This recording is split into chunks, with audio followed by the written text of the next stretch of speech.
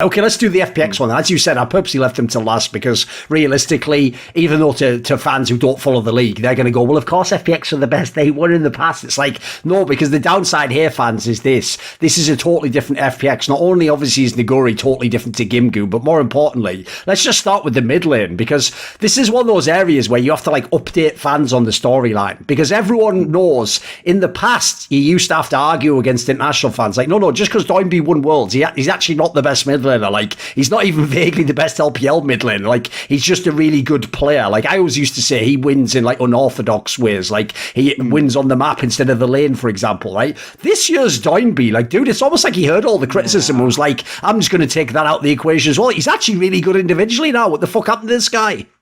I'm not sure. It might have been something to do with Tien coming back and being in good form, but if I had to pick an MVP, this split, it would definitely be DoinB. Unironically, it's totally legit, right?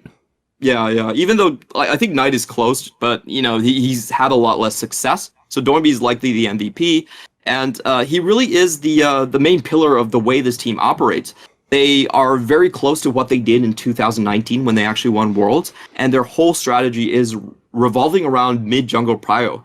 And the way they get that is DoinB has to practice an insane amount of matchups. He's played 17 different champions this split. Like, the average in the LPL is usually around 10 or 12. But if you go up to 17 and you think about the amount of matchups that are actually available, you're talking about something like 300 different matchups. Oh, it's mental. And yeah, it's absolutely crazy. But DoinB has been able to play all these different things. You cannot ban him out whatsoever. The team will purposely go onto red side.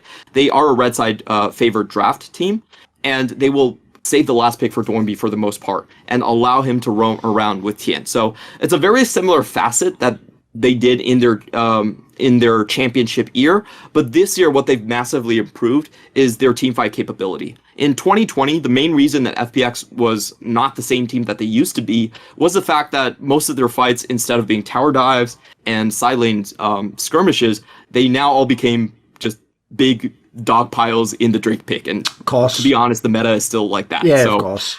Yeah, but FPX this split has been very good at actually doing Drake fights, and this is what I was most impressed about. They actually have the highest Drake percentage out of any team, and that has not been the case for prior FPX squads whatsoever.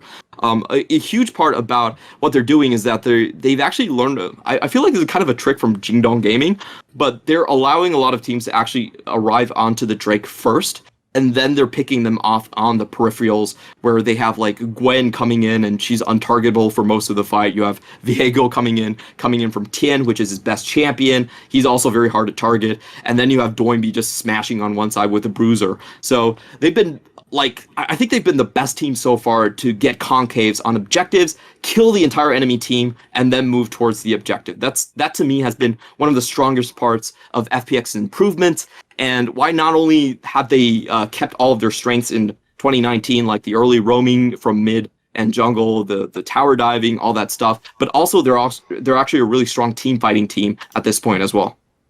I'll also say as well, Clement, right? I'm up front with my biases, unlike other people who pretend not to have them. Like, I'm like a designated LWX hater. I low-key do think he's like one of the worst players to ever win Worlds. But what I'll say is, I am impressed in this team. Like, they know exactly how to use him. They know what champions to use him on. They know the style, like where to put him on the map. Like, there's games where he gets like the MVP in the game. Where the team set him up for success, and he knows how to play. Yeah. Do people also think the same in the LPL? Like, obviously they're not haters like me, but they surely don't think he's like one of the best LPL ADCs. So, I'll just use the closing sentence for FPX in the Week 10 performance, and this was posted by the LPL official website. It's LPL on FPX. Everyone else is putting on a show, but the bottom lane is getting beaten up. In Mandarin, that rhymes, so it sounds a lot more funny. Okay, but they're very well aware of the fact that FPX's bot lane is still not a laning powerhouse. He will stick at MVPs because they allow him to pick up a ton of kills on things like Kai'Sa. Just an hyper carry. Yeah, exactly. Yeah, he just gets like execution. He builds a collector and he gets a whole shit ton of kills. So the stats still look great, but do not get fooled by the stats. LWX is still very much the same guy.